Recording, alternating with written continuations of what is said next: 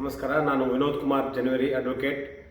ಕಲಬುರಗಿಯಲ್ಲಿ ನನ್ನ 51 ವಯಸ್ಸಿನಲ್ಲಿ ಮೊದಲ ಬಾರಿಗೆ ಇಂಥ ನಮ್ಮ ಇತಿಹಾಸವನ್ನು ಮರುಕಳಿಸುವಂಥ ಚಿತ್ರಗಳನ್ನು ನೋಡಿ ನಾನು ಇವತ್ತು ಹುಚ್ಚು ನಾಗುತ್ತೇನೋ ಅನ್ನುವ ಭಾವನೆ ನನ್ನಲ್ಲಿ ಮೂಡ್ತಾ ಇದೆ.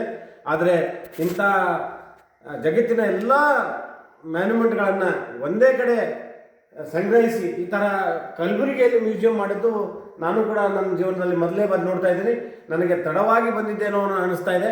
ಇಂಥ ವಸ್ತು ಸಂಗ್ರಹಾಲಯವನ್ನು ನನ್ನ ಜೀವನದಲ್ಲಿ ನೋಡಿಲ್ಲ.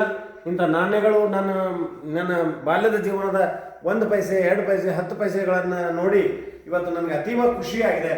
ಇಂಥ ಸಂಗ್ರಹ ಮಾಡಿದಂಥ ನಮ್ಮ ಆಯಾಜುದ್ದೀನ್ ಪಟೇಲ್ ಜಗತ್ ಪ್ರಸಿದ್ಧಿ ಸ್ಥಳಗಳನ್ನು ಕೂಡ ನೋಡಿ ಬಂದಿದ್ದಾರೆ. ನಾವು ಭಾರತದಲ್ಲಿದ್ದು ನಮ್ಮ ಕರ್ನಾಟಕದಲ್ಲಿದ್ದು 30 ಜಿಲ್ಲೆಗಳು ನೋಡೋದಾಗಲಿಲ್ಲ.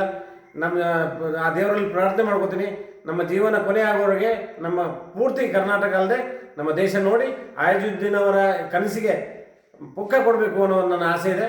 ಅದನ್ನು ಅವ್ರ ಮುಖಾಂತರನೂ ಕೂಡ ನನ್ನ ಹಳೆ ಕನಸಾದ 11ನೇ ಶತಮಾನದ ದೇವಸ್ಥಾನದ ಮುದ್ನೂರಿಗೆ ಕರ್ಕೊಂಡು ಹೋಗಿ ಆ ಮಾನ್ಯುಮೆಂಟ್ಗಳನ್ನು ಇವರಿಗೆ ತೋರಿಸಿ ಆ ಚಿತ್ರಗಳನ್ನು ಇವರ ಸೆರೆ ಹಿಡುವಂತೆ ಮಾಡುವಲ್ಲಿ ನಾನು ಶ್ರಮ ಪಡಬೇಕಾಗಿ ಇವತ್ತು ಸಂಕಲ್ಪ ಮಾಡಿದ್ದೇನೆ.